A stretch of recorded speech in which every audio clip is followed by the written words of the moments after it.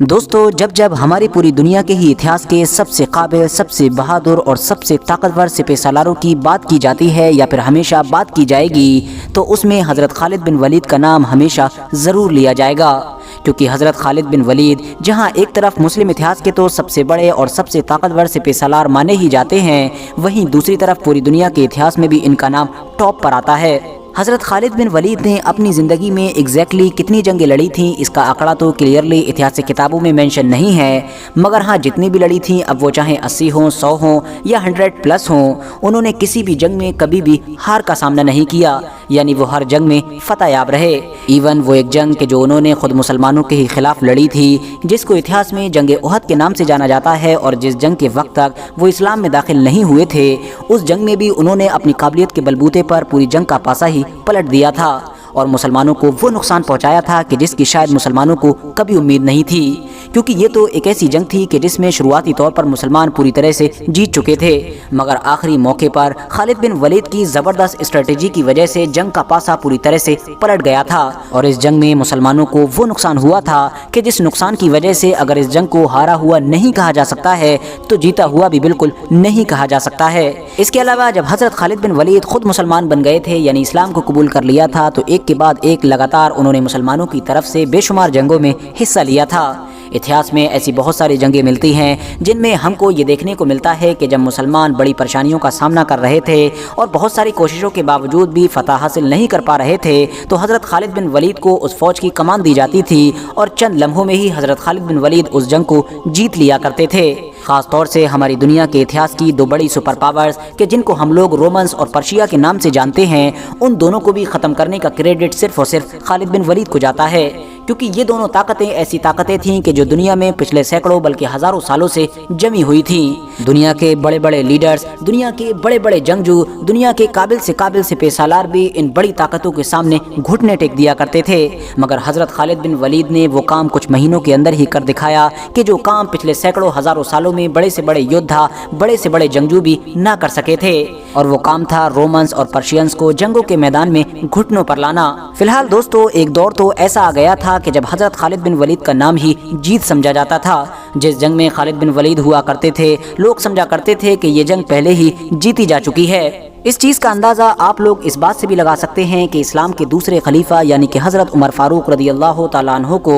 حضرت خالد بن ولید کو سپہ سالاری کے پس سے اس لیے ہٹانا پڑا تھا تاکہ لوگوں کے بیچ یہ یقین پیدا کیا جا سکے کہ خالد بن ولید کے بغیر بھی مسلمان جنگ جیت سکتے ہیں، کیونکہ ان کو لگتا تھا کہ عام مسلمانوں کے دل و دماغ میں یہی بیٹھ چکا ہے کہ جو ہم لگاتار جیت رہے ہیں، اس جیت کا راز کچھ اور نہیں بلکہ صرف اور صرف خالد ہے، اگر خالد نہیں رہا تو آخر ہمارا کیا ہوگا۔ اسی لیے حضرت عمر فاروق اعظم رضی اللہ تعالیٰ عنہ چاہتے تھے کہ لوگوں کو یقین ہو کہ ان کی یہ جو لگاتار کی جیتے ہیں، یہ جو لگاتار کی کامیابیاں ہیں، یہ دراصل صرف خالد کی وجہ سے نہیں ہیں، بلکہ خالد تو ایک ذریعہ ہے اور یہ ساری کامیابیاں خالد کے رب کی وجہ سے ہیں۔ حضرت خالد بن ولید بھلے ہی جنگی معاملات میں تم میں سے سب سے الگ ہوں، سب سے بہادر ہوں، سب سے ہوشیار ہوں اور سب سے قابل ہوں، مگر پھر بھی تم لوگ حضرت خالد کے بغیر بھی یہ جنگیں جیت سکتے ہو۔ دوستو حضرت خالد بن ولید کی ہمیشہ سے ہی یہ خواہش تھی کہ ان کو شہادت نصیب ہو، یعنی ان کی وفات نارمل طریقے سے نہ ہو بلکہ وہ تو کسی جنگ کے میدان میں لڑتے لڑتے شہید ہوں، مگر ان کی یہ خواہش کبھی پوری نہ ہو سکی۔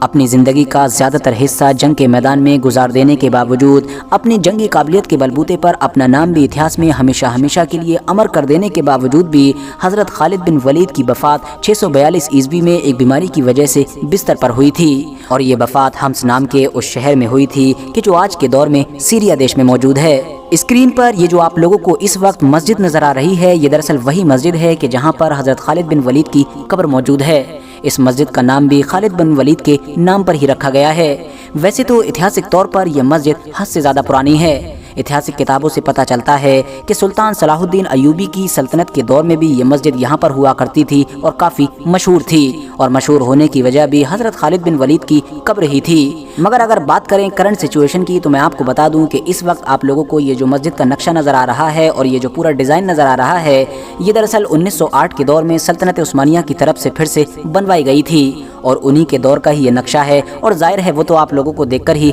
पता चलता होगा। फिलहाल दोस्तों अब अगर बात करें हज़रत खालिद बिन वलीद की औलादों के बारे में कि आखिर हज़रत खालिद बिन वलीद के बाद उनकी औलादों का क्या हुआ, उनकी औलादें कितनी थीं, क्या आज के दौर में भी उनकी औलादें हमारी इस दुनिया में मौजूद हैं या फिर नहीं। तो सबसे पहले तो मैं आप लोगों को ये बता दूं कि दरअसल हज़रत खालिद बिन वलीद की 2 बीवियाँ हुआ करती थीं, जिनमें से एक बीवी का नाम था अस्मा बिनते अनस, जबकि जो दूसरी बीवी थी उनका नाम था लैला बिनते अल मिनहाल। इन दोनों बीवियों से हज़रत खालिद बिन वलीद के कुल 4 बेटे थे, जिनमें से एक का नाम तो सुलेमान था, एक का नाम अब्दुर्रहमान, एक का नाम मुहाजिर और एक का नाम अब्दुल्ला था। सबसे पहले अगर बात कर लें इनके 4 बेटों में से एक बेटे अब्दुर्रहमान के बारे में, तो मैं आप लोगों को बता दूं कि दरअसल ये उस दौर में मुसलमानों की तरफ से एक मशहूर कमांडर हुआ करते थे कि जब मुस्लिम फौजें रोमन्स के खिलाफ लड़ रही थीं। इसके अलावा जब दौर गुजरा और हज़रत अमीर मुआविया का दौर आया तो उस दौर में यह हज़रत अमीर मुआविया के अंडर में रहे और उनके करीबी साथी भी माने जाते थे। मगर ऐतिहासिक किताबों से पता चलता है कि आखिरी दौर में इनको जहर दे दिया गया था और उस जहर की वजह से ही इनकी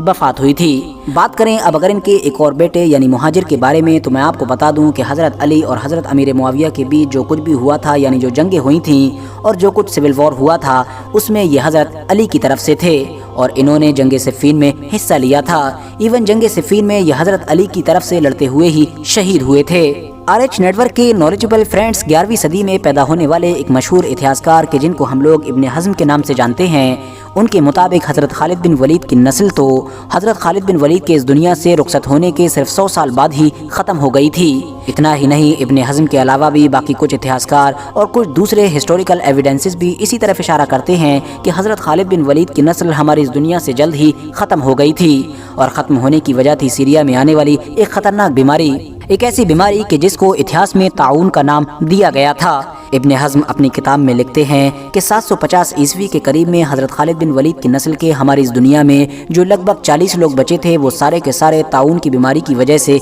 इंतकाल कर गए थे और इस तरह से हज़रत खालिद बिन वलीद का जो शजरा था, जो उनकी नस्ल थी, वो वहीं पर ही ख़त्म हो गई थी। मगर दोस्तों हैरानी की बात यह है कि 12वीं सदी के एक मशहूर अरब शायर के जिनका नाम इब्न अल कैसरानी है, उन्होंने दरअसल ख़ुद को हज़रत खालिद बिन वलीद की नस्ल से होने का दावा किया था। उनके मुताबिक वो हज़रत खालिद बिन वलीद के जो एक बेटे थे जिनका नाम मुहाजिर था, जिनके बारे में मैं आप लोगों को ऑलरेडी बता चुका हूँ, वो उनकी नस्ल से थे। इसके अलावा हम्स के इलाके के ही 15वीं सदी के एक सूफ़ी बुज़ुर्ग हैं कि जिनका नाम सिराजुद्दीन मोहम्मद मखजूमी है, उनके बारे में भी कुछ इतिहासकार ये दावा करते हैं कि दरअसल वो हज़रत खालिद बिन वलीद की ही एक नस्ल से थे। मगर हाँ, उनके बारे में ये भी माना जाता है कि वो दरअसल हज़रत खालिद बिन वलीद के ख़ानदान के किसी मर्द की नस्ल से नहीं है, बल्कि कोई ऐसी औरत यानी कोई ऐसी फीमेल कि जो उस बीमारी के दौर में बच गई थी, उनकी नस्ल से हैं। और हम लोगों के लिए तो इन तमाम चीज़ों से भी ज़्यादा हैरान कर देने वाली चीज़ ये है कि कुछ इतिहासकारों ने तो ये भी दावा किया था कि हमारे देश भारत के इलाके में जो सूरी सल्तनत थी, उस सल्तनत की जिन्होंने बुनियाद रखी थी यानी शेर शाह सूरी,